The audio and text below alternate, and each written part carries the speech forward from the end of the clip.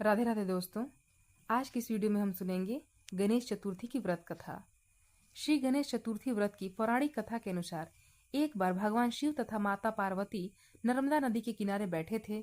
वहां माता पार्वती ने भगवान शिव से समय व्यतीत करने के लिए चौपड़ खेलने को कहा। शिव जी चौपड़ खेलने के लिए तैयार हो गए, परंतु उस खेल में हार जीत का फैसला कौन करेगा, यह प्रश्न उनके समक्ष उठा। तो भगवान शिव ने कुछ तिनके एकत्रित कर उनका एक पुतला बनाकर उनकी प्राण प्रतिष्ठा कर दी और पुतले को कहा, बेटा, हम चौपड़ खेलना चाहते हैं, परंतु हमारी हार जीत का फैसला करने वाला कोई नहीं है, इसलिए तुम बताना कि हम दोनों में से कौन हारा और कौन जीता। उसके बाद भगवान शिव और माता पार्वती का चौपड़ खेल शुरू हो गया। यह खेल 3 बार खेला गया और संयोग से तीनों बार माता पार्वती ही जीत गईं। खेल समाप्त होने के बाद बालक से हार जीत का फैसला करने के लिए कहा गया, तो उस बालक ने महादेव को विजयी बताया। यह सुनकर माता पार्वती क्रोधित हो गईं और क्रोध में उन्होंने बालक को लंगड़ा होने, कीचड़ में पड़े रहने का श्राप दे दिया।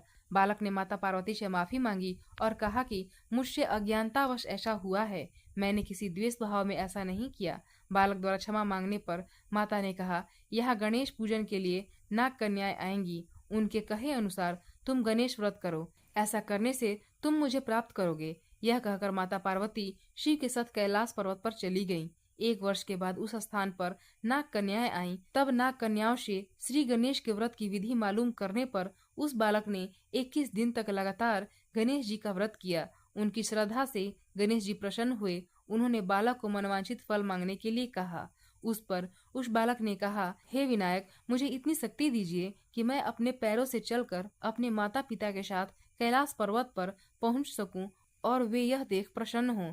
तब बालक को वरदान देकर श्री गणेश अंतर्ध्यान हो गए। इसके बाद वह बालक कैलाश पर्वत पर पहुंच गया और कैलाश पर्वत पर पहुंचने की अपनी कथा उसने भगवान शिव को सुनाई। चौपड़ वाले दिन से माता पार्वती शिव जी से विमुख हो गई थीं। अतः देवी के रुष्ट होने पर भगवान शिव ने भी बालक को बताए अनुसार 21 दिनों तक श्री गणेश व्रत किया। इस व्रत के प्रभाव से माता पार्वती के मन से भगवान शिव जी के लिए जो नाराजगी थी वह समाप्त हो गई।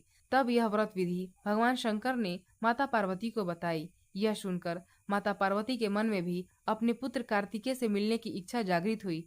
तब माता पार्वती ने भी 21 दिन तक श्री गणेश व्रत किया और दूर्वा, फूल और लड्डुओं से गणेश जी की पूजा अर्चना की। व्रत के 21वें दिन कार्तिकेय स्वयं माता पार्वती से मिलने आए। उस दिन से श्री गणेश चतुर्थी का यह व्रत समस्त मनोकामनाओं की पूर्ति करने वाला व्रत माना जाता है।